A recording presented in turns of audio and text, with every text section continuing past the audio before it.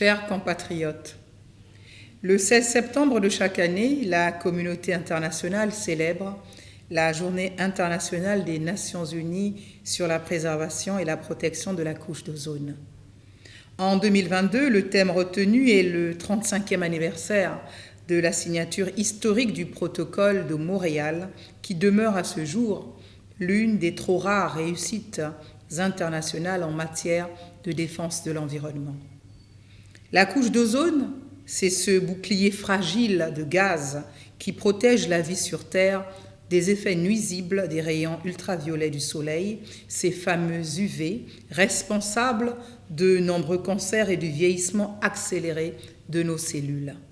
En 1987, alertés par des rapports scientifiques de plus en plus alarmants qui tous pointaient la responsabilité directe des gaz HCFC, couramment utilisés à l'époque dans l'industrie du froid, dans la destruction progressive de la couche d'ozone, les représentants d'une trentaine de pays particulièrement pollueurs réunis à Montréal au Canada ont adopté un protocole interdisant la production et l'utilisation de ces substances nocives, complété depuis par 5 amendements dont le dernier en date est celui de Kigali. Le protocole de Montréal est une vraie réussite qui a permis la reconstitution en cours de la couche d'ozone, laquelle sera complète au rythme actuel d'ici une trentaine d'années.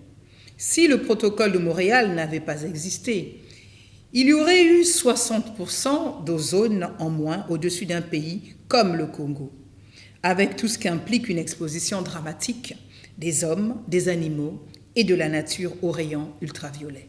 Montréal est un succès donc, mais c'est un succès fragile, car on sait aujourd'hui que préservation de la couche d'ozone et réchauffement climatique sont étroitement liés.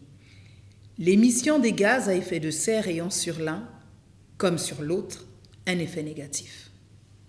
Dans le cadre de la politique de gestion durable de l'environnement, impulsée depuis des décennies par le président Denis Sassou Nguesso, premier écologiste du Congo, notre pays a ratifié le protocole de Montréal et les amendements qui le complètent. Il s'est également doté d'une législation applicable en la matière.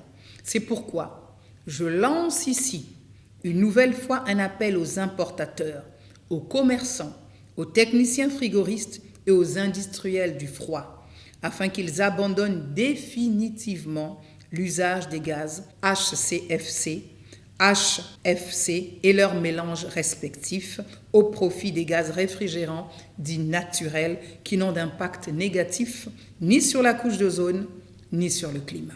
Pour ce faire, des contrôles seront effectués sur toute l'étendue du territoire national et au niveau des frontières, avec le concours de la douane et de la force publique, afin d'éradiquer le trafic des gaz interdit par le protocole de Montréal.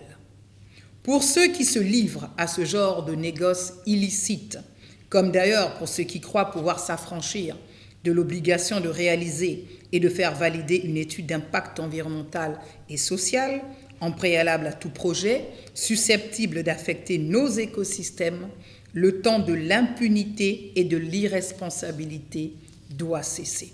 Vive le protocole de Montréal, vive le Congo éco-responsable. Je vous remercie.